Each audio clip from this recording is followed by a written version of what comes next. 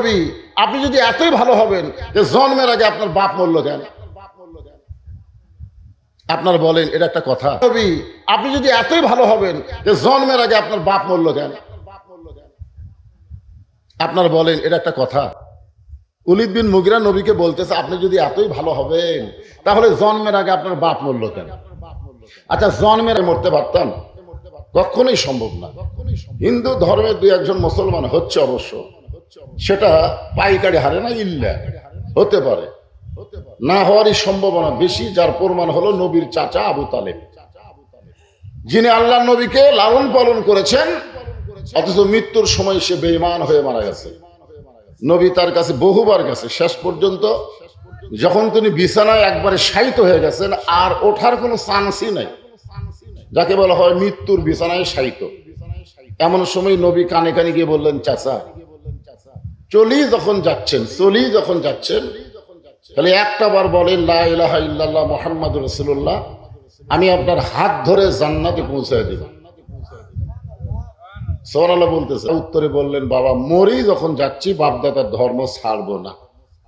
এখান থেকে প্রমাণ হলো যে যে ধর্মের মধ্যে জন্ম নেয় মনে করে তার ধর্মে আসল। আসল কি সব ধর্ম আসল? এটা কে জানে? ধর্মের মালিক যিনি, ধর্মের মালিক কে? আরো জোরে বলেন। সে আল্লাহ বলেছেন, ইন্নাদ-দীনা ইনদাল্লাহিল ইসলাম, আল্লাহর কাছে মনোনীত জীবন বিধান ধর্মের নাম হলো ইসলাম। আল্লাহ সেই ধর্মের মধ্যে আমাদের কবুল করেছেন, খুশি না বেজার? তাহলে জবান খুলে বলি আলহামদুলিল্লাহ। আল্লাহ আমাদের বিশ্ব নবী, আমাদের নবী কিন্তু শুধু নবী না। এই যে আমরা দরুদ শরীফ পড়লাম, আল্লাহুম্মা সাল্লি আলা সাইয়্যিদিনা। সাইয়্যিদিনা মানে কি? হ্যাঁ, আমরা সকলে বললাম না আল্লাহুম্মা সাল্লি আলা সাইয়্যিদিনা? সাইয়্যিদিনা শব্দের অর্থ হলো আমাদের নেতা।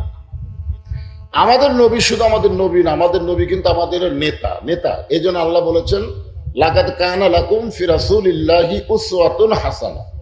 যদি তোমরা সফলতা পাওয়ার চাও তাহলে বিশ্ব নবীকে তোমাদের আদর্শের নেতা হিসেবে গ্রহণ করে নাও। একথা কার? যত বড়ই নেতা হন, আমার নবীর চাইতে বড় নেতাকে হওয়ার পারবে না।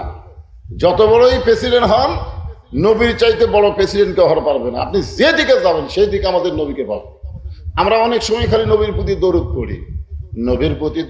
পড়ি, নবীরে সালাম করি মিলাদের ভিতরে, কিন্তু নবীর সমাজ গড়ার কাজে অনেকের দ্বন্দ্ব মনে বাজে।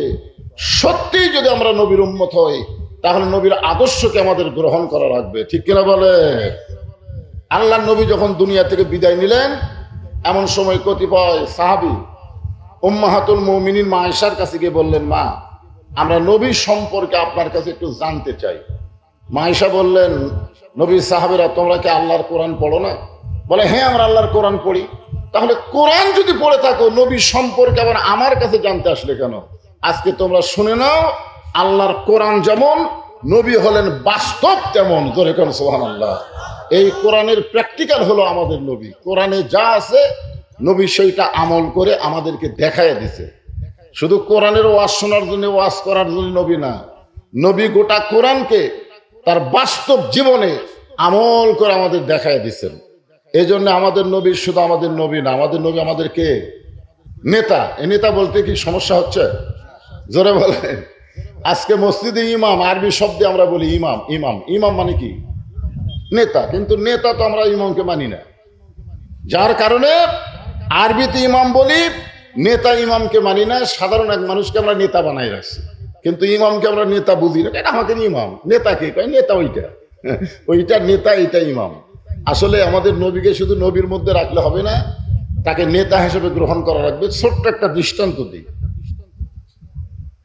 আজকে এখানে মাহফিলের সম্মানিত প্রধান অতিথি আছে, বিশেষ অতিথিবৃন্দ আছে, তারা কিছু বক্তব্য দিবে আপনাদের সামনে, কিন্তু সেটা লোক না হলে কি দিবে? এই জন্য এনারা খালি বলতেছে যে ডাকেন, লোকজন ডাকেন। তো লোকজন, আমি মনে করলাম যে আমি আলোচনা শুরু করলে, এর আগে যতবার এখানে আইছি, কয়বার হবে হিসাব আছে আপনাদের? কতবার যে আইছে ঠিক নাই। তো যাই হোক, যতবার আইছে প্রথম লোক থাকে না, কিন্তু ওয়াজ শুরু করার সাথে সাথে গোটা মাহফিল পরিপূর্ণ হয়ে যায়। আমি কি মিথ্যা বলতেছি? কিন্তু আজকে কেন আলাদা একটা ব্যতিক্রম দেখতেছি? কি যে হয়েছে আপনাদের মধ্যে আল্লাহ জানে, আমি জানি না। এই মেলার মধ্যে কতগুলো ছেলে ফেলে খালি ঘুরতেছে, অযথা ঘুরতেছে, রাস্তার মধ্যে দেখেন অযথা ঘুরতেছে। আজকে তারা মাহফিলে আসতেছে না, কারণ কি?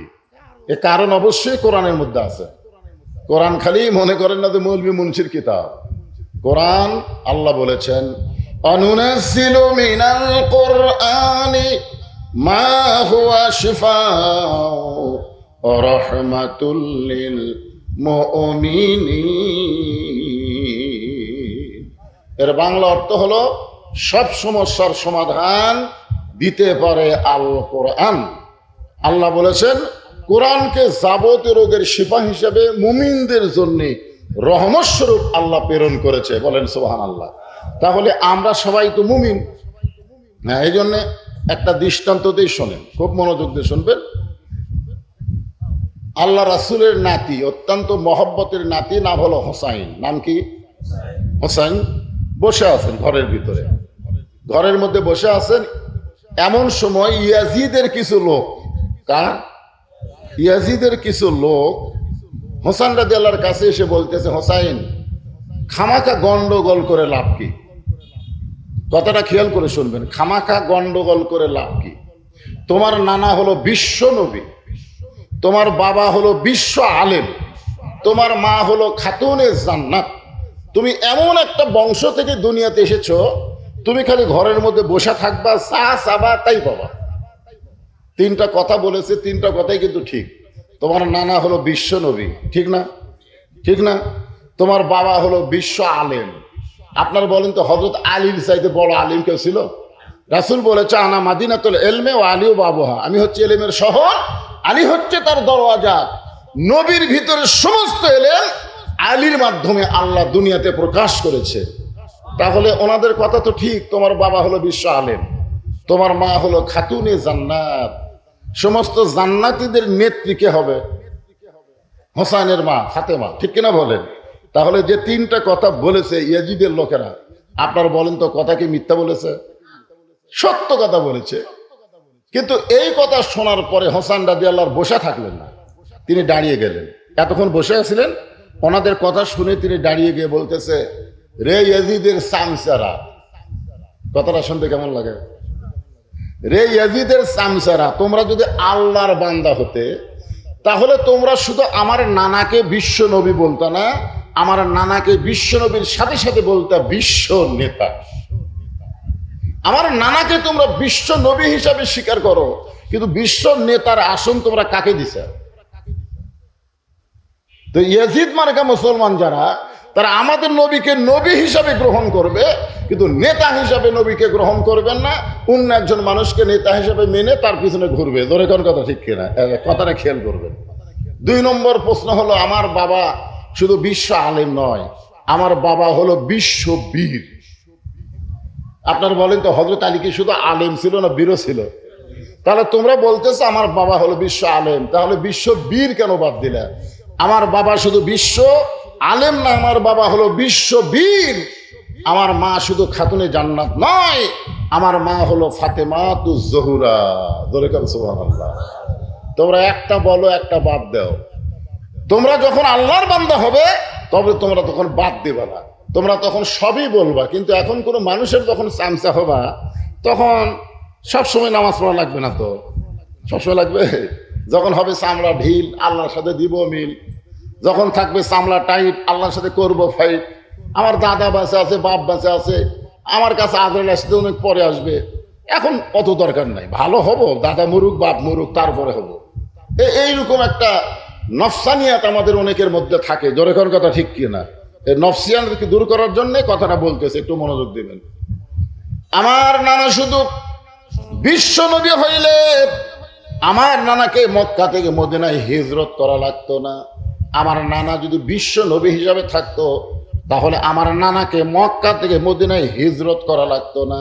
কারণ আবু জেহেল আমার নানার কাছে প্রস্তাব দিল, তুমি যদি চাও মক্কার সবচাইতে ধনী মানুষ তোমাকে বানায় দেব, তুমি যদি চাও মক্কার সবচাইতে সুন্দরী মেয়ে তোমার ঘরে দিব, তুমি যদি চাও যত ভালো ভালো খাবার সবই তোমার ঘরে পৌঁছায় দিব। আবু জেহেল নবীকে বলতেছেন, নবী বললেন, এত কিছু আমাকে দিবার চাচ্ছেন, কারণ কি?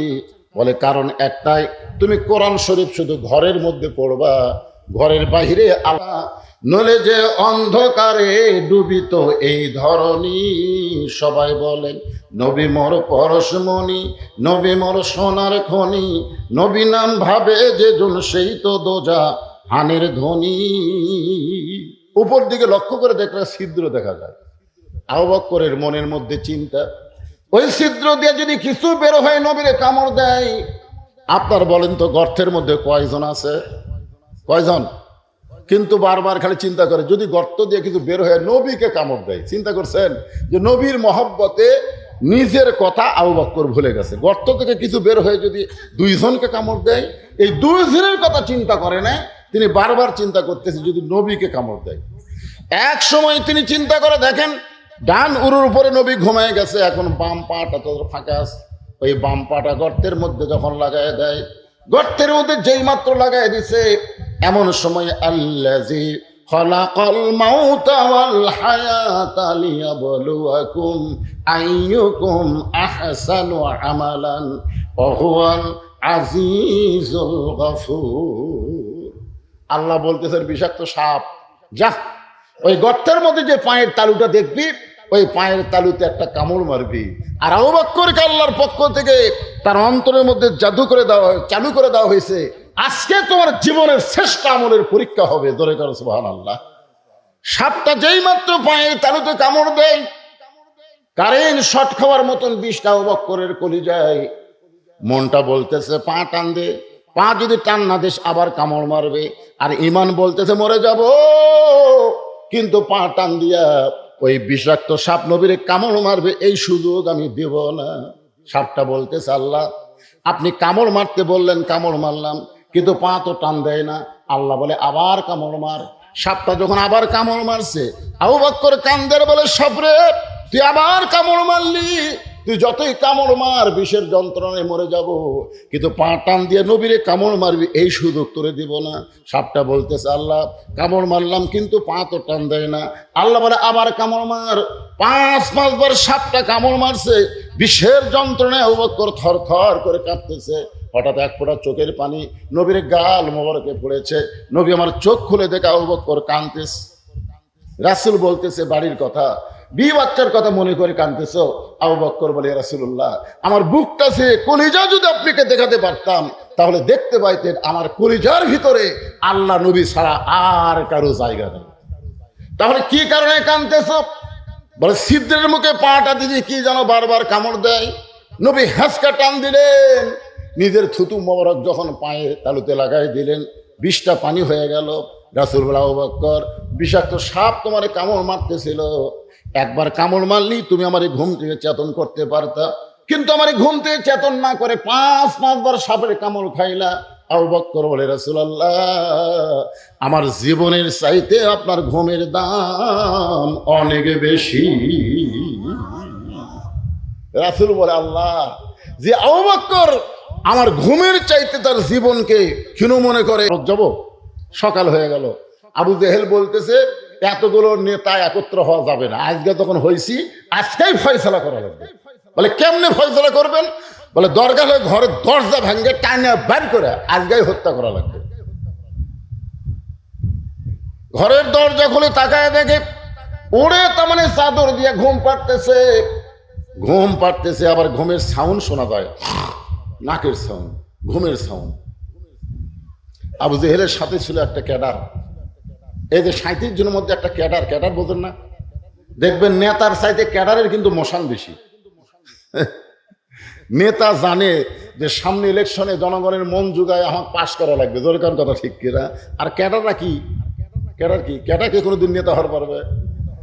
লুঙ্গির মতোই দেখা যায়, কিন্তু সিলাইবিহীন, তাকে বলা হয় গামছা, বুঝছেন? আর কতগুলো নেতার কাছে এরকম দেখা যায়, তারা হলো চামচা। গামছা কোনোদিন লুঙ্গি হয়, চামচা কোনোদিন নেতা হয়। তা উলিদ বিন মুগিরা হলো ক্যাডার, চামচা। আর হাতে একটা বর্ষা ছিল, বর্ষা। এই বর্ষাটাই চাঁদের উপর যে নবী মনে করে হত্যা করবে। আসলেই তো তাই, ঘুম পাড়তে দেখে নবী তো ঘুম পাড়তেছে এই মনে করে উলিদ বিন মুগিরার হাতে বর্ষাটা যখন আল্লাহ নবীকে বিশ্বাস করে, নবী মনে করে যখন মারতে চায়, আবু বকর খপ করে বর্ষা ধরে বলতেছে, পাগল, ঘুমন্ত মানুষকে মারা জায়েজ নেই। সুবহানাল্লাহ বলেন। আবু জেহেল ফতোয়া দিল ঘুমন্ত মানুষকে মারা জায়েজ নাই। ওলীদ বিন মুগীরা বলে, না নেতা, সারা রাত যার জন্য আমরা পহরা দিলাম, সারা রাত যাকে কেন্দ্র করে আমরা পহরা দিলাম, আমরা ঘুমাতে পারলাম না, আর এই বেটা আরামে ঘুম পাড়ে, একে না মারা পর্যন্ত আমার শান্তি নেই। এবার আবার যখন বর্ষা মারতে চায়, আবু জেহেল খপ করে ধরে বলতে চাই, আমি যে নেতা, তুই কি আমার কথা মানবি না? আল্লাহ নবীর যত শত্রু ছিল, সবচাইতে বড় শত্রুর নাম হলো আবু জেহেল। সবচাইতে বড় শত্রুর নাম কি? শত্রুগুলো খেলতে হবে। আল্লাহ নবীর যত শত্রু ছিল, সবচাইতে বড় শত্রুর নাম হলো আবু জেহেল, আর সবচাইতে খারাপ শত্রুর নাম হলো ওলীদ বিন মুগীরা। বড় শত্রু আর খারাপ শত্রু দুইটা কি এক? দুইটা কিন্তু এক না। শোনেন, খারাপ শত্রু তাদের দ্বারা মানুষের কত ক্ষতি হয়, আর বড় শত্রু দিয়ে কত ক্ষতি হয়, আলোচনাটা একটু শুনলেই বুঝতে পারবেন কারা বড় শত্রু। আমাদের বড় শত্রুকে ভারত, আমাদের বড় শত্রু আমেরিকা, না আমাদের বড় শত্রু আমাদের মধ্যেই আছে। এটা আমাদেরকে চিহ্নিত করা দরকার। জোরে করার কথা ঠিক কিনা? হ্যাঁ, চিহ্নিত করা দরকার। আমরা অনেক সময় বলি ভারত আমাদের শত্রু, আমেরিকা আমাদের শত্রু, এ আমাদের শত্রু না। শত্রু কে? আজকে ইসরায়েল মুসলমানের শত্রু, এটা আমরা জানি, কিন্তু ফিলিস্তিনকে মারার জন্য ইসরায়েলকে পামপট্টি কে লাগাচ্ছে, এটা আপনার খোঁজ করলে বুঝতে পারবেন। আজকে ভারত যে হারে মুসলমানদের হত্যা করতেছে, মসজিদ ভাঙতেছে, মাদ্রাসা ভাঙতেছে, আর ভারতের নরেন্দ্র মোদী এখন সৌদি আরবে ঘুরতেছে। ধরে কোন কথা কথা বলেন, জানেন না আজকে মোদী কোন জায়গায়? ওরে, এরা জানি না। হ্যাঁ, চলে যাচ্ছে, গেছিল তো, গেছিল তো, ঠিক আছে, চলে আসার খবর আমি জানি না, কিন্তু গেছিল তো। আচ্ছা, এটা কি মসজিদ ভাঙ্গার পরে গেছিল না আগে? পরে। হ্যাঁ, সেটাই আপনাকে জানতে চাচ্ছি যে মসজিদ মাদ্রাসা ভাঙ্গার ওয়াকফ বিল বাতিল করার পরেই তো গেছিল। ধরে করার কথা ঠিক কিনা? কোন দেশত গেছিল? সৌদি আরব। কি আছে সৌদি আরবে? কি আছে? যেখানে আল্লাহর ঘর মক্কা, যেখানে নবীর রওজা মদিনা, আর সেই জায়গায় মোদীকে আমন্ত্রণ জানায়, যেখানে ভারতের অসংখ্য মুসলমানকে তারা কিভাবে নির্যাতন করতেছে, ওরা কি দেখতেছে না? তাহলে শত্রুকে একটু মনোযোগ দিয়ে শুনবেন। আল্লাহ নবীর সবচাইতে বড় শত্রু আবু জেহেল, সবচাইতে খারাপ শত্রু হল ওলীদ বিন মুগীরা।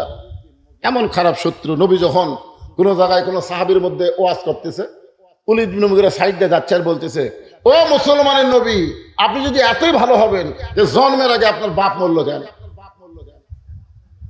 আপনার বলেন, এটা একটা কথা? ওলীদ বিন মুগীরা নবীকে বলতেছে, আপনি যদি এতই ভালো হবেন তাহলে জন্মের আগে আপনার বাপ মরল কেন? আচ্ছা, জন্মের আগে বাপ মরছে, এটা কি নবীর দোষ? কথা কয় না পারে, নবীর দোষ? কেউ যদি বলে, হুজুর আপনি এতই ভালো বক্তা হবেন, তা আপনি কালো হলেন কেন? আপনার বলেন যে আমি যে কালো, এটা কি আমার দোষ?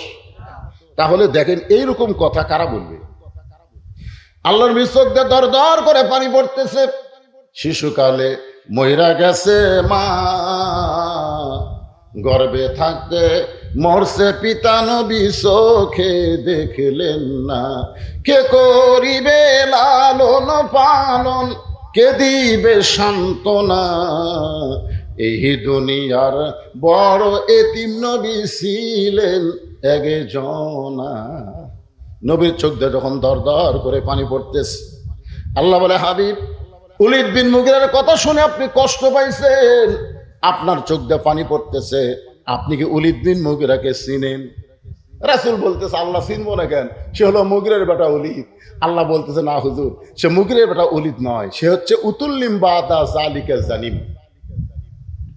দুনিয়ার সমস্ত মানুষ জানে যে মুগীরার বেটা ওলীদ, কিন্তু সে মুগীরার বেটা ওলীদ নয়, সে হচ্ছে জারদ সন্তান। রাসূল বললেন, আল্লাহ আমার অন্তরে কষ্ট দিছে বলে সে জারদ সন্তান। সে কি জারদ সন্তান? আল্লাহ বলেন, হাবিব, শুধু ওলীদ বিন মুগীরা নয়, কিয়ামত পর্যন্ত আপনার বিরুদ্ধে যারা কথা বলবে তারাই জারদ সন্তান হবে। এখনো যারা আমাদের নবীর বিরুদ্ধে কথা বলে, তারা কি কথা কন না কেন? আল্লাহর কোরআনকে আপনারা বিশ্বাস করবেন না? তাহলে উতুল্লিম বাদা জালিকা জানিম শুধু কোনো কালের জন্য কোনো ব্যক্তিকে লক্ষ্য করে না, কিয়ামত পর্যন্ত নবীদের বিরুদ্ধে যারা কথা বলবে, আলেম ওলামাদের বিরুদ্ধে যারা কথা বলবে, আল ওলামা ওয়ারাসাতুল আম্বিয়া, নিশ্চয় আলেম হচ্ছে নবীদের ওয়ারিস, এদের বিরুদ্ধচারণ যারা করবে বুঝবেন তাদের জন্মের ঠিক নাই। তোর এখন কিসের ঠিক নাই? এই কথা কি আমার না আল্লাহ? আল্লাহ। কিছুদিন পরে নবী যখন আবার সাহাবীদের নিয়ে আলোচনা করতেছেন, উলিদ বিন মুগিরা আসতেছে। নবী তো বুঝবার পারছে আর কামি হলো আমাকে কষ্ট দেওয়া, আর কামি হচ্ছে আমার অন্তর আঘাত করা। ও যখন নবীর সাইডে কেবল আসতেছে, ইতিমধ্যে নবী বলতেছেন উতুল্লিম বাদা জালিকা জানিম, যেই কইছে উলিদ বিন মুগিরা মারছে দৌড়। কারণ মক্কার কাফেরেরা কিন্তু আরবি বোঝে। কি বোঝে কোন? ওরা কাফের হলেও কিন্তু আরবি বোঝে। আপনারা হয়তো বুঝতে পারেননি, কিন্তু উলিদ বিন মুগিরা বুঝতে পারছে। আমাদের বাংলাদেশের লোকেরা কিন্তু বাংলা বোঝে, আরবি বোঝে না। এরকম যখন হাসিনার সময় ছিল তখন ওনার একটা ইফতার পার্টি থামক লেগে গেছে জোর করে। আমি তো যাবোই না, আমি জানি যারা ওদা থাকে না ইফতার পার্টি করে 15-20 প্রকার আইটেম মুখের সামনে দিয়ে কয় হুজুর ভালো করে দোয়া করবেন, হুজুর হাজার টাকা খরচ করে ইফতার পার্টি করছি, একটু ভালো করে দোয়া করবেন। আমি চিন্তা করলাম এই গরমের দিনে মানুষ রোজা রাখা বলবে হুজুর দোয়া করবেন, আল্লাহ যেন রোজা কবুল করে। এরা রোজা কবুল করার কথা আমাকে বলতেছে না, হাজার টাকা খরচ করছি। চিন্তা করে দেখেন, ভালো করে আমাকে নেত্রীর নামে দোয়া করবেন। ওই এখন দোয়ার মধ্যে রব্বানা আতিনা ফিদ দুনিয়া হাসিনা ওয়া ফিল আখিরাতি হাসিনা ওয়া কিনা আযাবান্নার। হাসানার জায়গায় হাসিনা করছে, খুশি হয়ে আছে আমি তাদের কাছে, সেই রকম হুজুর বারে এখানে নাম ধরে দোয়া করে। দোয়া হয় না? কি হবে সেটা বুঝছে, অত বোঝা লাগবে। যেই বলে জ্যোতির্লিম বাদা জালিকা জানিম, সঙ্গে সঙ্গে উলিদ বিন মুগিরা মারছে দৌড়, এক দৌড়ে গেছে মায়ের কাছে। কারণ কোন সন্তান ভালো কোন সন্তান খারাপ এটা কিন্তু বাবা জানে না, এটা জানে হলো কে? আজকে যেই ছেলেরা রাস্তা ঘোরাফেরা করতেছে, যেই ছেলেরা মেলার মধ্যে ঘুরতেছে, আর যেই ছেলেরা কোরআনের মাহফিলে বসেছে, সব খবর জানে কিন্তু তার মা। আমার এলাকার এক ছেলে কয় হুজুর 11 মাস আমার খিদা লাগে না, রোজার মাসে খালি খিদা লাগে। হুজুর কারণ কি? আমি বললাম তোর মা বেঁচে আছে? কয় আছে। যা তোর মায়ের কাছে যা। মা কেমনে জানবে? জিজ্ঞাসা কর যা। তো মায়ের কাছে গিয়ে বলতেছে মা 11 মাস আমার খিদা লাগে না, রমজান মাসে খিদা লাগে। কারণ কি? মা বলতেছে এই সর্বনাশ করছে তোর দাদি। রমজান মাসে তুই যখন আমার পেটে ছিলি তোর দাদি আমার কাছে বলছে বৌমা খবরদার রোজা থাকবে না, রোজা থাকলে পেটের বাচ্চা কিন্তু শুকা যাবে। শুধু তোকে তাজা রাখার জন্য রমজান মাসে আমি রোজা না রাখা খাইছি রে, আমিও খাইছি, পেটের মধ্যে তুইও খাইছিস। এই জন্য খ্রিস্টান নেপোলিয়ান বলেছে ভালো একটা সন্তান যদি চাও ভালো একটা মায়ের দরকার। বাপ ভালো হলে সন্তান ভালো হয় না, মাও ভালো হলে সন্তান ভালো হয়। ধরে কোনো কথা ঠিক কিনা? যেই মা পেটের মধ্যে বাচ্চা নিয়ে গোটা জোর মল্লিকা ঘুরিছে, ওই পেটের মধ্যে ঘোরের ব্যারাম পাশে, ওই কোনোদিন কোরআনের মাহফিলে বসবে না। এলাম এলাম ঘুরে যাওয়ার সময় পোলা নিয়ে বাড়ির যাবি। জোরে কোন কথা ঠিক কিনা? এরকম আছে না? হ্যাঁ, মা যদি ভালো হয় সন্তান আল্লাহর ওলি হয়। বাবা আনন্দে মাতিয়া সাগরে ভাসাইয়া সেই যে চইলা যায় খবর লয় না। মাজন ধরিয়াই উদরে কত কষ্ট করে, 10 মাস পরে পায় প্রসবের বেদনা। এমন দরদি ভবে কেউ হবে না আমার মা, মা গো। উলিদ বিন মুগিরা এক দৌড় মায়ের কাছে। মা মা ঘর থেকে বের হয়ে আসে, কি হয়েছে রে? উতুল্লিম বাদা জালিকা জানিম। যেই কয়েছে উতুল্লিম বাদা জালিকা জানিম, সঙ্গে সঙ্গে মা বলতেছে এই গোপন খবর তো কে দিল? সুবহানাল্লাহ বলেন। মা বলতেছে এই গোপন খবর তো কে দিল? তুই যে অবৈধ সন্তান, তুই যে যার সন্তান, এইটা আমি। এই খবর যে তোকে দিছে সে সাধারণ মানুষ না। উলিদ বিন মুগিরা বলে আমি 2 চোখে তাকে দেখতে পারি না। বলে তুই দেখতে না পারলে কি হবে? সে সাধারণ মানুষ নয়। সুবহানাল্লাহ বলে। মা তাহলে তুমি কি বলতেছো? মা বলতেছে এই কথা সত্য, কিন্তু দুনিয়ার কেউ জানে না। সেই মানুষটা কেমনে জানলো? ওই মানুষটাকে জানাইছে আমার আল্লাহ। ওলীদ বিন মুগিরার মা বলতেছে তাহলে শোনো, তোমার বাবা ব্যবসার কাজে মাসের পর মাস যখন বাইরে ছিল, ওই সময় আমি যুবতী নারী ছিলাম ঘরে। এখন স্বামী যদি ঘরে না থাকে, আমি আমার মা বোনদের জন্য বলতেছি, মা, স্বামী যে কত বড় ধন, কত বড় রত্ন, এটা ঘরে থাকার সময় আপনারা বুঝতে পারেন না। স্বামী ধন যখন বাহিরে যাবে তখন বুঝতে পারবেন। আপনার মাতার ছায়া স্বামীর মতন আপন আর কেউ নাই। আর ফেসবুকে একটা ঘটনা দেখলাম, একটা মেয়ের ইন্টারভিউ নিচ্ছে, নিয়ে বলতেছে ইন্টারভিউতে তোমাকে পাস করা লাগবে। বলে কিভাবে? বলে এখানে কয়েকজনের নাম দিলাম, তার প্রথম লিখছে বাবা, তারপরে মা, তারপরে সন্তান, তারপরে স্বামী। মেয়েটাকে বলতেছে এই 4 জনের মধ্যে তুমি কার জন্য মৃত্যু পছন্দ করো? বলবেন কার জন্য মৃত্যু পছন্দ করো, আগে কাকে মরলে তোমার জন্য ভালো হয়? এই 4টার মধ্যে একটা মারাই লাগবে। এখন মেয়েটা চিন্তা করতেছে বাপ, মা, সন্তান, স্বামী। তখন বলতেছে মারা যখন লাগবি তাহলে বাপই মরুক আগে, বাপই আগে মরুক। তো যাই হোক, বাপ কাটা দিছে, বাপ তখন কাটা দিছে। আর বাপ কাটা দিয়ে বলতেছে এখন 3 জনের মধ্যে কে আগে বললে তোমার ভালো হয়? তোমার পরীক্ষা পাস করা লাগবে না, কিন্তু একটা পরীক্ষা, তুমি মনে করো না সত্যি সত্যি মরতেছে তা না। এখন বলো 3 জনের মধ্যে কে মরলে এখন আগে ভালো হয়? তখন বলতেছে তাহলে মাকে বাদ দেন। তখন মাও কাটা দিছে, দিয়ে বলতেছে এখন আছে 2 জন, এই 2 জনের মধ্যে ছেলে আর তোমার স্বামী, এই 2 জনের মধ্যে কে আগে মরলে তোমার ভালো হয়? এটা কিন্তু ইন্টারভিউ, এটা কিন্তু সত্যি মরে না, তুমি শুধু মুখ দিয়ে বলো এই 2 জনের মধ্যে কে আগে মরলে ভালো হয়। তখন চিন্তা করতেছে কে মরলে ভালো হয় রে। তখন কিছুক্ষণ পরে বলতেছে স্যার ছেলে কেটে দেন, ছেলেই মরুক আগে। তো যখন ছেলে সরে গেছে, খুব কাঁদতেছিল, এটা সত্যি না তো, এটা তোমার একটা ইন্টারভিউ হচ্ছে, যে তুমি এখন বলো তো যে বাপকে মারলে, মাকে মারলে, ছেলেকে মারলে, স্বামী বাদ দিলে কেন? বলে স্বামী যদি আমার থাকে তাহলে আমার কোনো টেনশন নাই, এক সময় বাপ মরবি। আমি চিন্তা করে দেখলাম বাপ তো মরবি, মাও তো এক সময় মারা যাবে, ছেলে বিয়ে করলে বউলে ভিন্ন হয়ে যাবে, তখন আমার সঙ্গে থাকবে কে?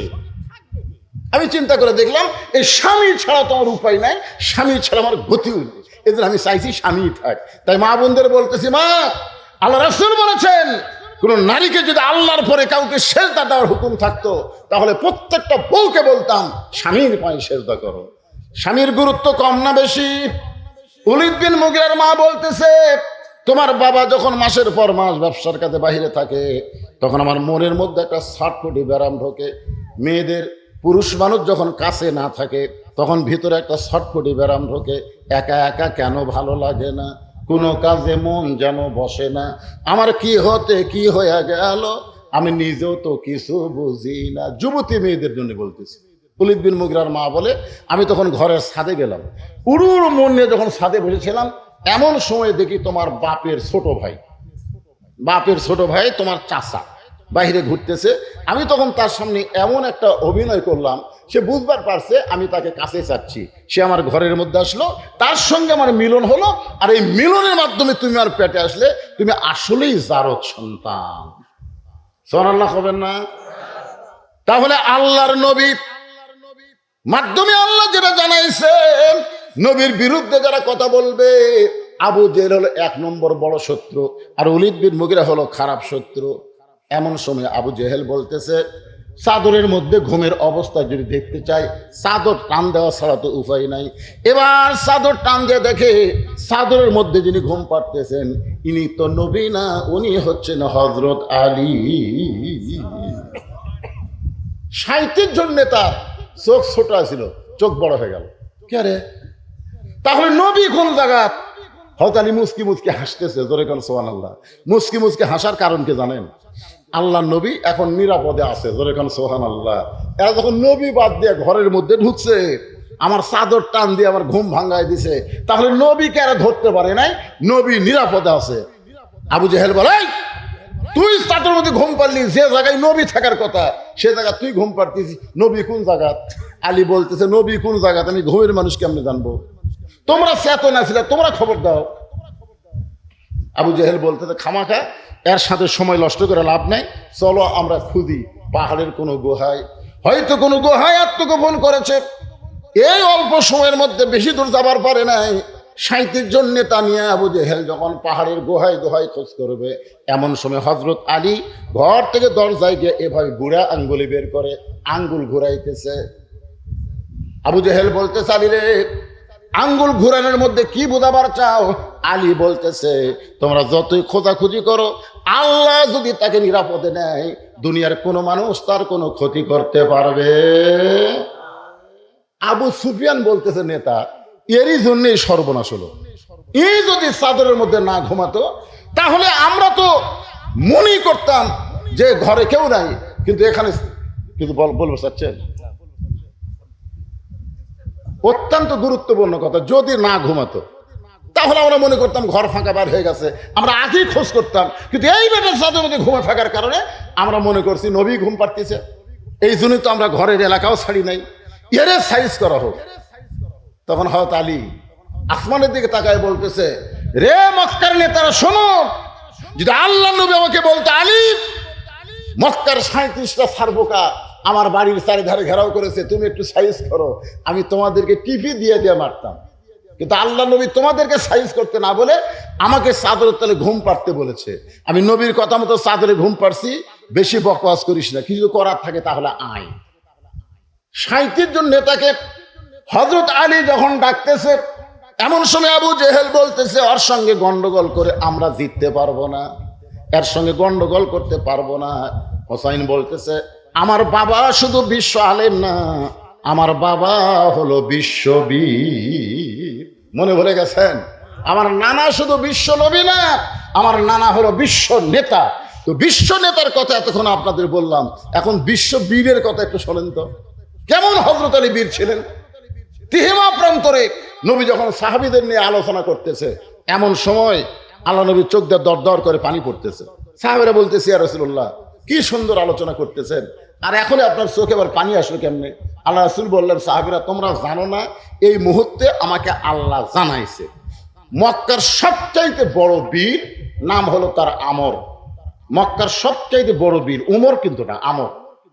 আমর প্রতি সন্ধ্যায় 21 কেজি খাদ্য খায়, প্রতি সন্ধ্যায় 21 কেজি খায়। তাহলে 3 সন্ধ্যা যদি খায়, 63 কেজি খাদ্য খায়।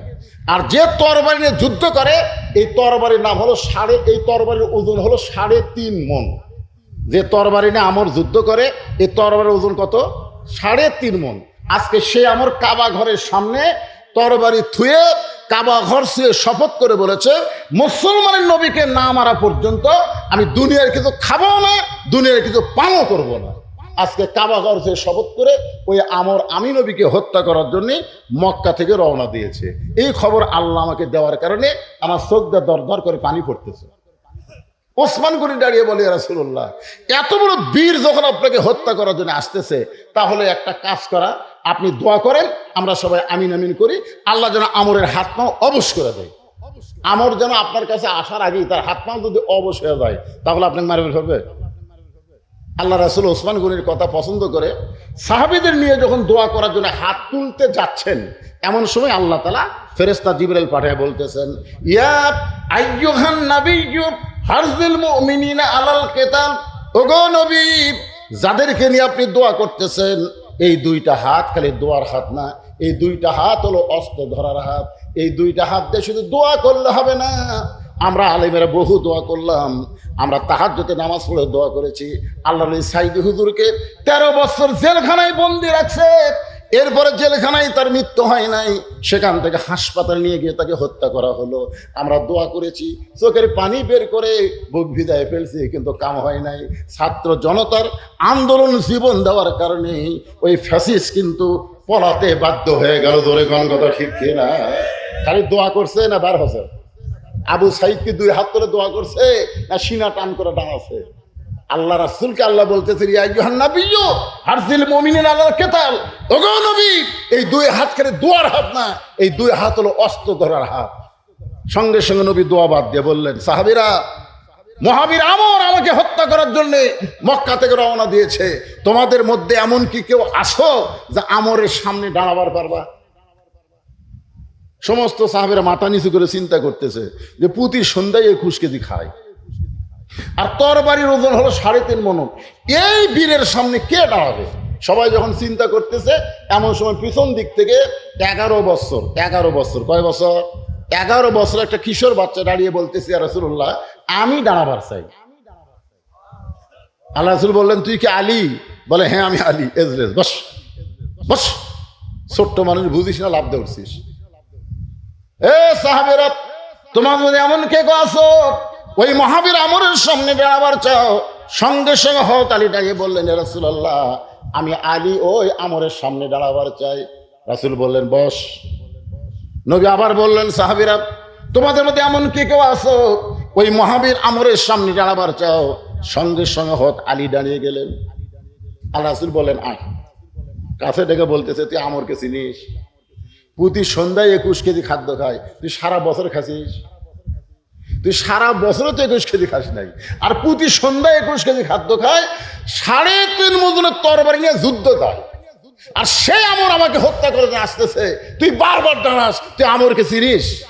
আলী বলতেছে, ইয়া রাসূলুল্লাহ, আল্লাহর ঈমান আমার ভিতরে, নবীর মহব্বতের পাওয়ারে শুধু আমর নয়, পৃথিবীর তামাম বাতিলের সামনে আমি আলী একাই দাঁড়াবার চাই। জোরে করেন সুবহানাল্লাহ।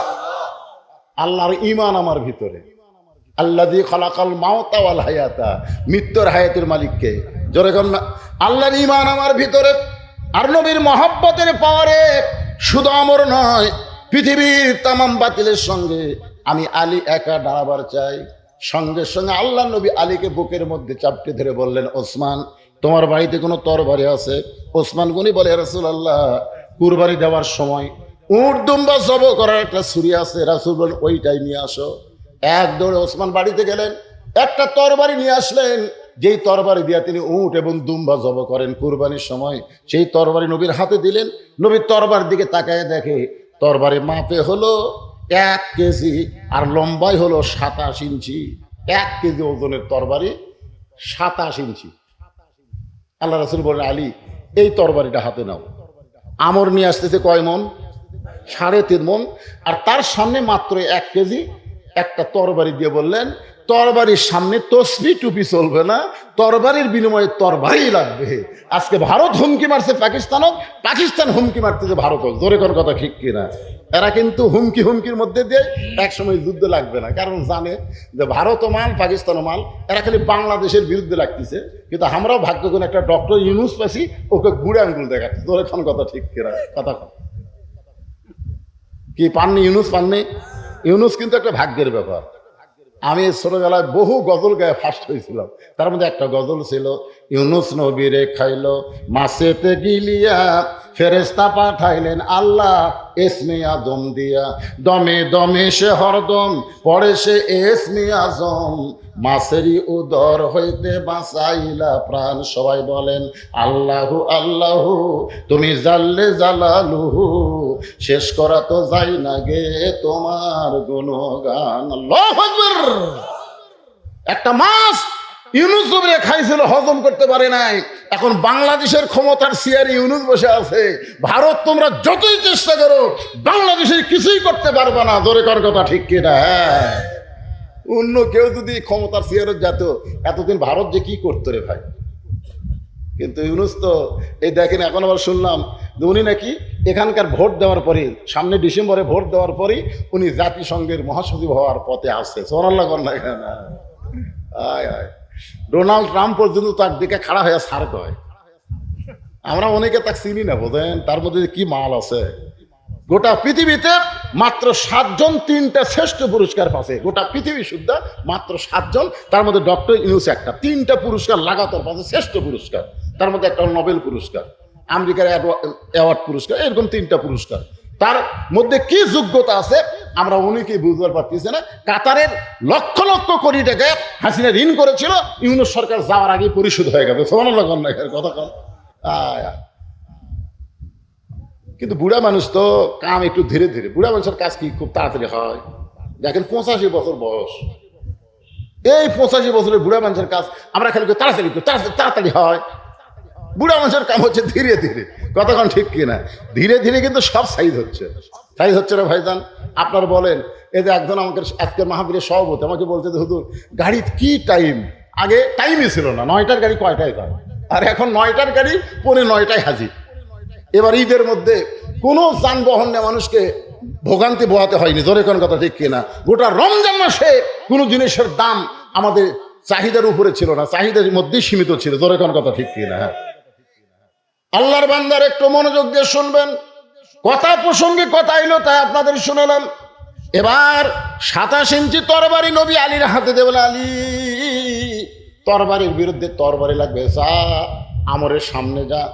সঙ্গে সঙ্গে হত আলী মারতেছে দৌড়। আল্লাহ রাসূল বলতেছে, আলী আমি তো মনে করছিলাম এই কথা শুনে তুই একটু ধীরে ধীরে যাবি, দৌড়াস কেন? আলী বলতেছি, ইয়া রাসূলুল্লাহ আপনাকে হত্যা করার জন্য অনেক আগেই আমর রওনা দিয়েছে, আমি যদি আস্তে আস্তে যাই তাহলে আমর তো আরো অ্যাডভান্স করবে, এই জন্য জোরে দৌড় মারতেছি। আপনার পবিত্র চেহারা দেখার আগেই আমি আলী যেন আমরকে জাহান্নামে পাঠাবার পারি। ধরে কান সুবহানাল্লাহ। দেখছেন কি সাহস, যে আপনার পবিত্র চেহারা দেখার আগে আমি যেন আমরকে জাহান্নামে পাঠাবার পারি। কি বলতেছেন ভাই, কি বলতেছেন? আবহাওয়া খারাপ,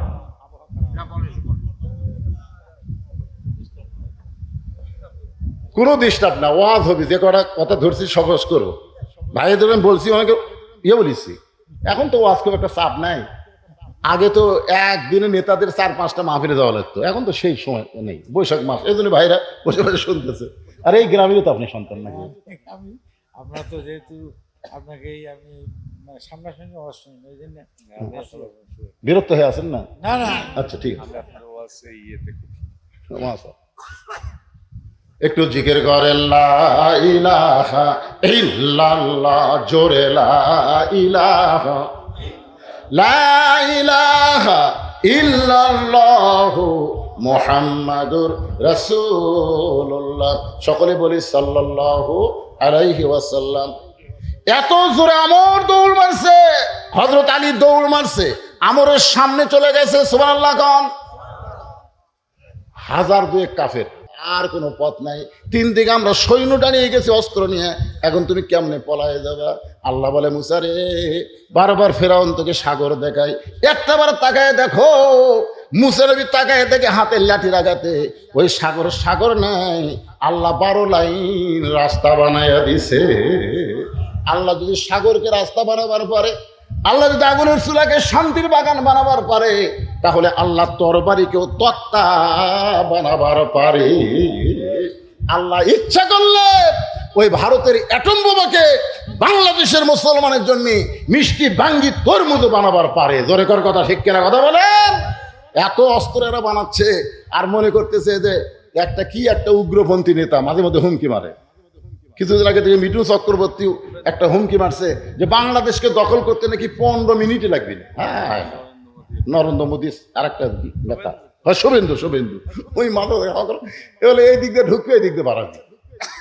আমিও ওয়াজের মধ্যে বলে দিছি ভাই, আমার ওয়াজ তো খালি ওয়াজ হয় না, এগুলো রেকর্ড হয়। আমি বলে দিছি, যদি ভারত ভুল করে আমাকে দেশত ঢোকে, আমাকে ছেলেদেরকে বলবো তোমাকে অস্ত্র লাগবে না, খালি 2.5 হাত একটা করে লাঠি আর একটা করে খুর। ওরা যেই ঢুকবি বিসমিল্লাহ কয়ে লাঠি দিয়ে পায়ে ধরবে, কারণ শহীদ প্রেসিডেন্ট জিয়াউর রহমান আল্লাহর উপর অবিচল আস্থা আর বিসমিল্লাহির রহমানির রহিম দিয়ে সংবিধানের নিরপেক্ষতা দূর করে দিছে। যখন কথা ঠিক না, তাহলে আমাদের হাতে লাঠি থাকবে, বিসমিল্লাহ কয়ে পায়ে ফেলে দেবো, আর খুর দিয়ে কাটিয়ে দেবো, কিন্তু গোড়া কাটবো না, তাহলে আগা কাটা শূন্যতে খাতনা করে দেবো। এই ওয়াজটা আবার ভারতের মধ্যে চলতেছে খুব বেশি, আমার এই ওয়াজটা আর ভারতের বাঙালির খুব শুনতেছে। কি মনে করতেছেন? মুসলমান নিজের শক্তিতে লাগে না, মুসলমানের পাওয়ার হচ্ছে ইমান, মুসলমানের পাওয়ার হচ্ছে আল্লাহ। ধরে কোন কথা ঠিক কিনা? 3.5 তরবারি, কাঠের তক্তা। আপনারা বলেন, তরবারি যদি কেউ তক্তা দেখতে পায়, তার মধ্যে আর কোনো ভয় থাকে? আলী বারবার তাকায় দেখে আমার হাতে তরবারি, ওর হাতে তক্তা। নিজেরটা দেখতেছে তরবারি, ওরা দেখছে তক্তা, আর ভয় আছে? এক লাফে তরবারির উপরে উঠছে, এক লাফে তক্তা মনে করে লাফ দিয়ে উঠছে, উঠে বিসমিল্লাহ কয়া। আমরের ঘাড়ও হলো 27 ইঞ্চি, আলীর তরবারি হলো 27 ইঞ্চি। যে খাপে খাপে মিহিল খেলে লাগাইছে, সঙ্গে সঙ্গে দেহ একদিকে, মাথা একদিকে বিচ্ছিন্ন হয়ে যায়, সঙ্গে সঙ্গে সমস্ত কাফের মারছে দৌড়। এমন সময় আল্লাহর নবী এসে বলতেছেন, আলী ওয়াসাদুল্লাহিল গালিব, আলী তুমি শুধু আলী না, তুমি হইলা আল্লাহর সিংহ। আলী আমার বুক তাই। নবী আলীকে বুকের মধ্যে নিছে, আলী খালি কানতেছে আর বলতেছে, হুজুর আল্লাহ শপথ করে বলতেছি আমি কিন্তু মারিনি। আপনি যতই ক্ষণ, আমি কিন্তু মারিনি হুজুর, আমি কিন্তু ঘাড় ঠেক আছি। আল্লাহ শপথ করে বলতেছি হুজুর আমি কিন্তু মারিনি, খালি ঠেক আছি। আর 2 ভাগ হয়ে গেল। রাসূল শাহাদাত আঙ্গুল তুলে বলে, আলী যে কথা আমার সামনে বলেছিস আমি কিন্তু ঠেক আছি, মারিনি, এ কথা জান কারোর সামনে বলিস না, এ কথা কারোর সামনে বলিস না। আলী কই হুজুর কেন, বলার দরকার নেই, মানুষ যেটা জানে সেটা লেগে থাক। আলী বলতে যে হুজুর তাহলে কি কোনোদিন বলতে পারবো না? রাসূল বলেন তোকে বলা লাগবে না, আমি একদিন সময় সুযোগ পাইলে বলবো। বাদানকে একটু খেয়াল করেন, কামুজ দুর্গের দরজায় হ্যাঁচকা টান মারছে হযরত আলী। কামুজ দুর্গের দরজা জিহাদের ময়দানে হ্যাঁচকা টান মারছে, কারণ ঢাল পড়ে গেছে, ঢালটা না নিয়ে দৌড়ে গিয়ে কামুজ দুর্গের দরজায় হ্যাঁচকা টান মারছে। কাফের বেঈমান দেখতে পায় যে দরজা লাগাইতে 100 জন লোক লাগে, খুলতে 100 জন লোক লাগে, আর সেই দরজা বানাইছে হাতের ঢাল। বিনা যুদ্ধে কাফেরা যখন জিহাদের ময়দান থেকে পালায়া যায়, এমন সময় সাহাবীরা নবীর কাছে এসে বলতেছে, ইয়া রাসূলুল্লাহ আজকের যুদ্ধে আমরা বিজয় হয়েছি, যুদ্ধ লাগে নাই শুধুমাত্র হযরত আলীর কারণে। নবীর কাছে এসে সাহাবীরা বলতেছে হুজুর আজকের যুদ্ধে যুদ্ধ লাগেনি, আমরা বিজয় হয়েছি শুধুমাত্র হযরত আলীর কারণে। নবী আমার চমকে গেলেন, নাসরুম মিনাল্লাহি ওয়া ফাতহুন কারীব ওয়াবাশশিরিল মুমিনিন ইজা জাআ নাসরুল্লাহি ওয়াল ফাত। কোন যুদ্ধের বিজয় আল্লাহর সাহায্য ছাড়া হয় না। 2000 ছাত্র জনতা জীবন দিল আর হাসিনা পলায় গেল, তা কিন্তু নয়, এর মধ্যে অবশ্যই আল্লাহর সাহায্য আছে। জোরে কথা কন না কেন ভাইজান? কি বুঝতেছে? এক পুলিশের আইজি স্বরাষ্ট্রমন্ত্রীকে একটা ভিডিও দেখাচ্ছে যে স্যার আপনি বলেন যে এত গুলি করা হয়, এরা সরে না কেন?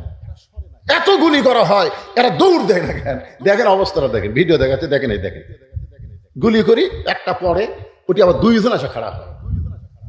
আপনার বলেন তো একটা মৃত্যু, একজনের মৃত্যু দেখে সব ভয় দৌড় দিবে না? কতক্ষণ দৌড় দিবে না? এই ভাই মরে গেল, চলো দৌড় দিচ্ছে না, মানে একজন মরিছে আর একজন মরার জন্য ওই ফাঁকা জায়গায় দাঁড়ায় যাচ্ছে।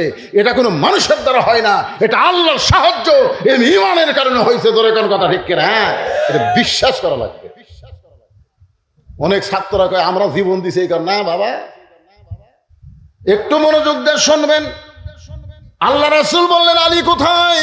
কিছুক্ষণ পরে হযরত আলী যখন নবীর সামনে দাঁড়াইলো, রাসূল বা আলী খবর কি? আলী বলতে হুজুর আপনি শোনেননি, জিহাদের ময়দানে ঢাল পড়ে গেছে, আমি উপরে ঢাল না নিয়ে এক দৌড়ে গিয়ে কামুজ দুর্গের দরজা হ্যাঁচকা টান মারছি, ওই দরজা আমার হাতের ঢাল দেখে কাফেরা ভয়ে পালাই গেছে, আমি দরজা ফেলা দিয়েছি হুজুর, 80 গজ দূরে গিয়ে পড়ছে। রাসূল বলতেছে ঠিকই তাই নাকি? আলী বলতেছে বিশ্বাস হচ্ছে না, তাহলে চলো যাই তো। নবী আলীর সঙ্গে গেছে, বলে কোথায় দরজা? ও যে পড়ে আছে, দিকে যাও। হয়তো আলী নবীর সাথে করে নিয়ে যেত, দরজার কাছে গেছে, দরজা এরকম আলোক করতে চাই, নিজেই নড়ে কিন্তু দরজা নড়ে না। আলী বলতেছে ইয়া রাসূলুল্লাহ যেই দরজা হ্যাঁচকা টান মারলাম, যেই দরজা আমার হাতের ঢাল হলো, সে দরজা ফেলে দিলাম, 80 গজ দূরে গিয়ে পড়লো। এখন দরজা নড়াবার চাই, নিজে নড়ি কিন্তু দরজা নড়ে না। কারণ কি? রাসূল বলে আলী রে, তুমি একদিন স্বীকার করেছিলা আমি মারি নাই, আমি শুধু ঘাড়ে ঠেকাইছি। আমি সেদিন বলেছিলাম চুপ করো, এই কথা দুনিয়ার কাউকে বলো না, আজকে শোনে নাও। মুসলমান যেগুলো কাজ করে একলা করে না, তার সঙ্গে আমার আল্লাহ থাকে। তুমি যখন ঢাল না তুলে হ্যাঁচকা টান মারছে, তখন তুমি একলা টানো নি আলী, তোমার হাতের সাথে আল্লাহর কুদরতি হাত ছিল। তুমি যখন দরজা ফেলে দিয়েছ, তখন তুমি একলা ফেলে দাও নাই, তোমার হাতের সাথে আল্লাহর কুদরতি পাওয়ার ছিল। কিন্তু এখন তুমি একলা হয়ে গেছো, এখন আর দরজা নড়াবারও পারতেছ না। এই জন্য মুসলমান যারা হব, কোন বিজয়ে কখনোই মনে করব না যে আমাদের দ্বারা বিজয় হয়েছে। অবশ্যই বিজয়ে আল্লাহ রহমত ছিল। ধরে কোন কথা ঠিক কিনা? যার প্রমাণ হলো সূরা নসর, ইজা জা আনাসরুল্লাহি ওয়াল ফাত ওয়া রাআইতান নাস ইয়াদখুলুনা ফি দীনিল্লাহি আফওয়াজা ফাসাব্বিহ বিহামদি রাব্বিকা ওয়াস্তাগফির ইন্নাহু কানা তাওয়াবা। হুসাইন বলে রে এইদের সামসারা, আমার মা শুধু খাতুনে জান্নাত নয়, আমার মা হলো ফাতেমা তো জোহরা। আমার মায়েদের জন্য কিছু ওয়াজ করা লাগবে। আর আমার মনে করবে হুজুর খালি পুরুষদেরই ওয়াজ করে গেল, জিহাদের ওয়াজ করে গেল, কিন্তু মা বোনদের ওয়াজ করলো না। আমার মা বোনের শোনেন, হোসাইন কিন্তু ইয়াজিদের লোকদেরকে বলতেছে আমার মা শুধু খাতুনে জান্নাত নয়, আমার মা হলো ফাতেমা তু জহুরা। এখন আপনারা বলেন তো জহুরা মানে কি? আমার মা শুধু খাতুনে জান্নাত নয়, আমার মা হলো ফাতেমা তু জহুরা। জহুরা শব্দের অর্থ আপনার জানলে আমাকে লম্বা ওয়াজ করা লাগতো না। একটু মনোযোগ দিয়ে শোনেন, মা বোনদেরকে বুঝাতে হয়। মরদ মানুষে জানেন না তো মেয়েরা জানবে কেমন? গভীর রাত্রে আল্লাহর নবী ঘুম থেকে চেতন পাইছে। চেতন পাওয়ার কারণ হলো খাদিজাতুল কুবরা। খাদিজাতুল কুবরা নবীর হাতটা বুকের মধ্যে নিয়ে কাঁদতেছে। রাসূল বলে, খাদিজা কান্দার কারণ? বলে, ইয়া রাসূলুল্লাহ, যে কোনো সময় আমার মৃত্যু হবে, যে কোনো সময়। মানে বয়স হয়ে গেলে মানুষ একটু মৃত্যুর কথা বেশি খেয়াল করে। কি মনে করতেছেন? একটা বয়সে মানুষ মরার কথা খেয়ালই করে না, কিন্তু তারাই বেশি মরতেছে। আপনার বলেন তো, এইবার ঈদ উল ফিতরের দিনে কত যুবক মারা গেছে আপনারা জানেন? খালি মোটর সাইকেল চালাতে গিয়ে অ্যাক্সিডেন্ট হয়ে 128 জন যুবক মারা গেছে, যেগুলো ফেসবুকে খবর পাওয়া গেছে। এছাড়াও তারও আছে, কিন্তু একটা বুড়াও তো মরেনি, একটা বুড়াও মরেনি এই মোটর সাইকেল চালাবার যা ব্যাখিয়াল মশান। এই জন্য শোনেন, মৃত্যুর কথা খালি বুড়া হলে না, সবসময় খেয়াল করা দরকার। খাদিজাতুল কুবরা বলে, হুজুর যে কোনো সময় আমার মৃত্যু হবে, তো মরার আগে আমার জন্য কোনো খোঁজ খবরই নাই। তো আল্লাহ রাসূল বলেন, খাদিজা, আপনি যদি খোঁজ খবর নিবার চান তাহলে শোনেন, এই দুনিয়াতে 10 জন পুরুষকে আল্লাহ জান্নাতের সার্টিফিকেট দিছে। তার মধ্যে 1 নম্বর হলো আবু বকর, 2 নম্বর ওমর, 3 নম্বর ওসমান। এরকম 10 জন পুরুষকে আল্লাহ জান্নাতের সার্টিফিকেট দিছে। আজকে শুনে নাও খাদিজা, 10 জন নারীকেও আল্লাহ জান্নাতের সার্টিফিকেট দিছে। সুবহানাল্লাহ না কেন? খাদিজা বলে, হুজুর আমি তো শুধু জানি পুরুষই 10 জন। রাসূল বলেন, না, নারীও 10 জন। পুরুষের মধ্যে 1 নম্বর হলো আবু বকর, আর নারীদের মধ্যে 1 নম্বর হলো খাদিজাতুল কুবরা। ধরে কোন সুবহানাল্লাহ। সঙ্গে সঙ্গে মা খাদিজা মুস্কি মুস্কি হাসতেছে। রাসূল বলে, খাদিজা হাসার কারণ? বলে, এতদিন মনে করতাম কোনো খবর নাই, কিন্তু আজকে এমন খবর দিলেন, জান্নাতি নারীদের 1 নম্বর যদি আমি হই, আনন্দে আমার বুকটা ভরে যায়। রাসূল বলে, খাদিজা, আমি হলাম স্বামী আর আপনি হলেন আমার বিবি। নবী হিসাবে না, স্বামী হিসাবে আপনাকে প্রশ্ন করতেছি, যদি 1 নম্বর জান্নাতি আপনি হন, তাহলে 2 নম্বর জান্নাতি কে হলে ভালো হয়? ঠিক আছে, 2 নম্বর হলো উমর, 3 নম্বর ওসমান, 4 নম্বর আলী, 5 নম্বর আব্দুর রহমান ইবনে আওফ, 6 নম্বর জুবাইর, 7 নম্বর তালহা, 8 নম্বর সাদ ইবনে আবি ওয়াক্কাস, 9 নম্বর হলো আবু সাইদ, আর 10 নম্বর হলো ওবাদা ইবনুল জাররাহ। এই 10 জনই হলেন আশারে মুবাশশারা। দরিকার সুবহানাল্লাহ। তাহলে নারীদের মধ্যে 1 নম্বর যদি খাদিজা হয়, 2 নম্বর কে হলে ভালো হয়? খাদিজা বলতে, হুজুর আমার কাছ থেকে যখন শুনবার চাচ্ছেন, তাহলে 2 নম্বর ফাতেমা হলেই ভালো হয়। নবী সুম করছে। আচ্ছা, আপনাকে আল্লাহ 4টা মেয়ে দিছে। কয়টা? নবীর মাধ্যমে খাদিজার পেট থেকে কয়টা মেয়ে আছে? 4টা মেয়ে আছে। তাহলে 4টা মেয়ের কুলসুমা, রোকেয়া, জয়নাব না বলে আপনি সরাসরি ফাতেমার কথা কেন বললেন? রাসূল বলতেছে, আপনি সরাসরি ফাতেমার কথা কেন বললেন? খাদিজা বলতেছি, ইয়া রাসূলুল্লাহ, আপনি হলেন বাবা, আমি হলাম মা। কোন সন্তান কেমন এটা বাবা বলতে পারে না, এটা জানে তার মা। ওগো নবী, আপনি কি জানেন এই ফাতেমা যখন জন্ম নিয়েছে, তখন আমার পেটের মধ্যে বাচ্চা আছে, আমি অনুভব করেছি, কিন্তু ব্যথা অনুভব করি নাই।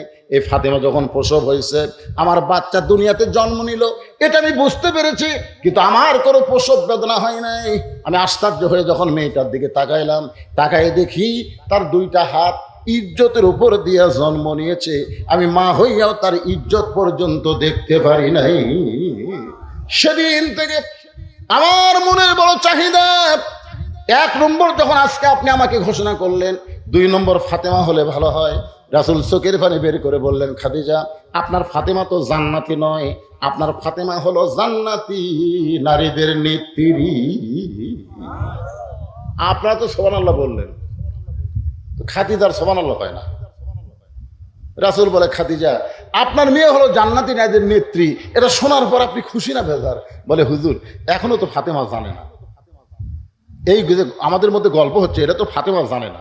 একটা কাম করেন, আমাকে আপনি নেত্রী বানান, আর ফাতেমা 1 নম্বর জান্নাতি থাকে। আল্লাহ রাসূল বললেন, আপনি নেত্রী হবেন, ফাতেমা হবে 1 নম্বর।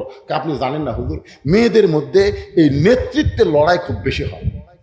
একটা বাড়িতে দেখবেন বেটার বউ আর শাশুড়ি, এই দুইজনের মধ্যে গন্ডগোল হবে, বেটা আর শ্বশুরের মধ্যে কোনো গন্ডগোল হবে না। আপনার কোনোদিন শোনেন নাই যে জামাই শ্বশুরের যুদ্ধ, কোনোদিনও শুনবেন না। আপনার শুনবেন বউ শাশুড়ির যুদ্ধ। ধরে কোন কথা ঠিক কিনা?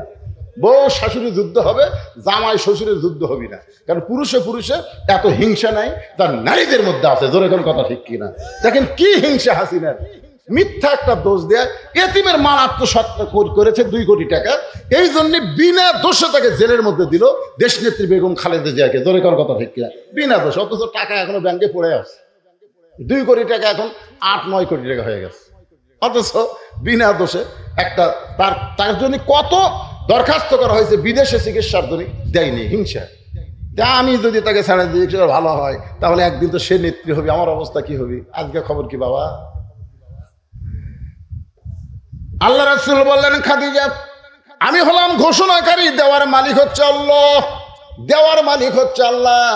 সঙ্গে সঙ্গে খাদিজা বলতেছি, ইয়া রাসূলুল্লাহ, তাহলে কোন আমলের কারণে? আমি হলাম 1 নম্বর জান্নাতি, আর ফাতেমা হলো জান্নাতে নেত্রী। যতক্ষণ পর্যন্ত না বলবেন ততক্ষণ আপনার হাত আমি ছাড়বো না। সঙ্গে সঙ্গে রাসূল বলে, খাদিজা আমি বুঝবার পারছি আপনি মনে মনে কষ্ট পাইছেন, তাহলে শোনেন কত বছর বয়স আপনি ঈমান গ্রহণ করেছেন? খাদিজা বলে, রাসূলুল্লাহ 55 বছর বয়স ঈমান গ্রহণ করেছি। আল্লাহ নবী বলে, খাদিজা ঈমান গ্রহণ করার আগে আপনি কি ছিলেন? খাদিজা বলতে, হুজুর ঈমান কেন যাওয়ার নিয়ত ওটা হবে না তো, আসে কেজের দিকে আসেন, অন্য সাইডে যান কেন?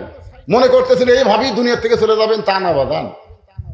গোরস্থানে একটু মাটি বায়না করে রাখ, কখন যেন আসতে পারে তোমার মরণেরই ডাক।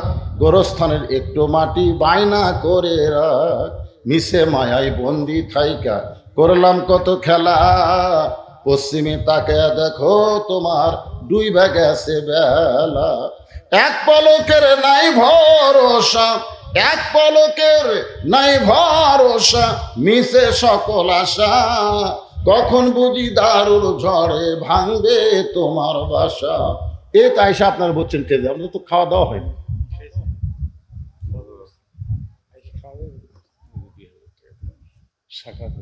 সাকওয়াত হোসেন আমার ভাই 2000 টাকা নগদে করছে দান। আল্লাহ সাকওয়াত হোসেন ভাইয়ের দানকে আল্লাহ আপনি কবুল করেন। আল্লাহুম্মা আমিন। জোরে বলে আল্লাহুম্মা আমিন। আচ্ছা, মাহফিলের লোকেরা ভিতরে ঢোকেন না কেন? গামছা নিয়ে জি। আজকের মাহফিলের সম্মানিত সভাপতি সাহেব 10,000 টাকা ধরে বলেন মারহাবা। বিশেষ অতিথি অনেকের নাম আছে, অনেকগুলার নাম বিশেষ অতিথি। আপনার বিশেষ অতিথিরা এখানে নাই, যারা বিশেষ অতিথির নাম তারা কেউ নাই? আছে? সবাই একটু দান করে, বড় আশা করে আপনাকে নাম দিছে। আর আপনার যদি দান না করে বসে থাকেন, বাইরের লোকরা তো দিবে না। দেখলেন না দানের কথা শুনতে পাই, নাম বলে না। আল্লাহর একজন বান্দা 500 টাকা দান করলো, আল্লাহ দানকে কবুল করে। আল্লাহুম্মা আমিন। আপনাদেরই গ্রামের সন্তান আগামী নির্বাচনে হয়তো এমপি প্রার্থী হবে, আনু ভাই, তাই না? তো উনি একটা আপনাদের সামনে সালাম বিনিময় করুক এবং মোটামুটি একটা দানও করুক, নাকি? প্রধান অতিথি মানুষ, তাই এই সুযোগে উনি একটু কথাও বলে উনি কি দিবেন নিজেই ঘোষণা দেখ ইনশাল্লাহ। আগে দিয়েছেন 10,000, সেটা কম না কেন বারা? আসসালামু আলাইকুম। আজকের এই ইসলাম জলসার আমি আপনার সব জায়গাতে আমি দেখি। আল্লাহ যুক্ত আমানুল ইসলাম আনু, সাবেক নায়ক সিনিয়র উপজেলা বিএনপি, বর্তমান আয়োজক কমিটির অন্যতম সদস্য নাটোর জেলা বিএনপি। আল্লাহ যুক্ত আমানুল ইসলাম আনু আমাকে কিছু বলার জন্য আমি অনুরোধ করছি।